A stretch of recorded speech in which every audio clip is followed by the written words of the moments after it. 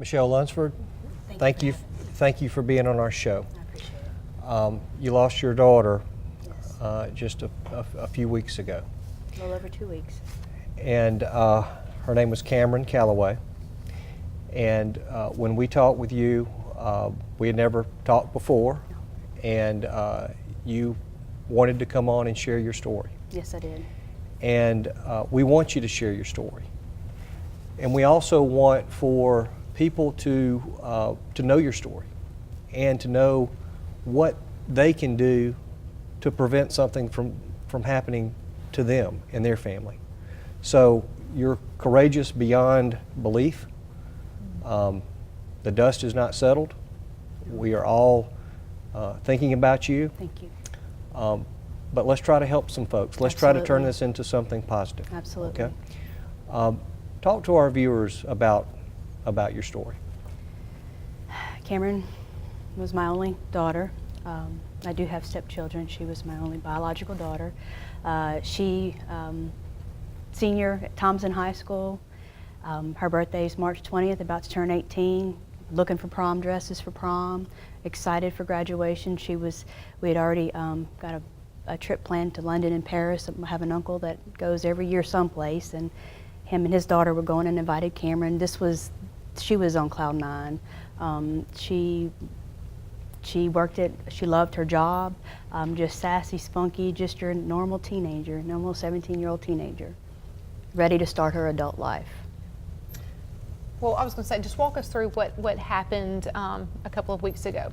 She works with my brother and my sister. They have a restaurant, and she's been working there about 3 years, and she was on her way home. It was a school night, Thursday. She's supposed to leave for 9. She was a little after that, 9:10. I have a Life 360 app that I actually would know when she was at school or work, or just for safety. I had told her, no, Mom needs this. Mom needs to know.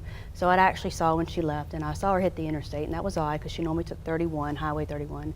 She took 65 to work, 31 home, and she took 65, and I was like, well, maybe she's bringing a friend that just got a job. I didn't think too much about it. And right past the tank farm exit, the overpass, her car was just there, and it was there, and it was there. And I called my sister. She hadn't left work. By the time, long story short, my sister was on the phone with me as she came up to the wreck. She saw there was a wreck. She got out of the car. She saw it was Cameron's car.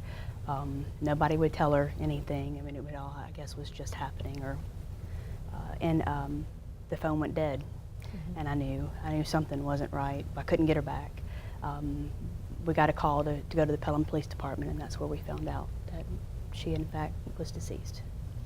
And we're looking at a beautiful picture of her. And again, you were so brave and to be willing to come in and share your story, and so strong to be able to do it. So obviously you learned that the wreck was caused because she was texting. Texting, reading a text, distracted driving. Yeah, I mean, it really doesn't matter. I mean, which one it was. Right. She had her eyes off the road, Yeah. and didn't see the 18-wheeler in front of her. So for parents that are watching and listening tonight, any parent, I think, can just, their heart aches for you. What is the message you hope to get through tonight to parents and even teenagers that may be watching?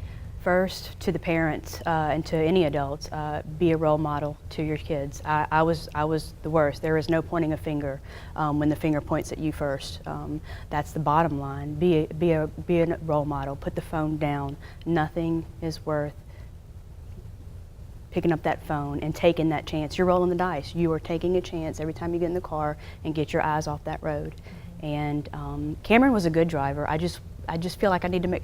She was the one. Mama, put the phone down. Okay, Cameron.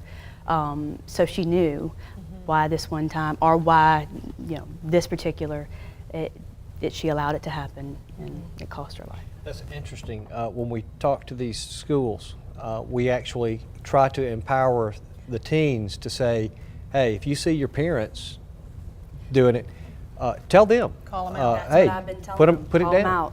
Because when she called me out, I'd put it down. Yeah, right, right. Because I wanted to, but absolutely to put them down and use their voice. And the statistics bear out. They've done all this research on this. It's an epidemic, so they've studied it.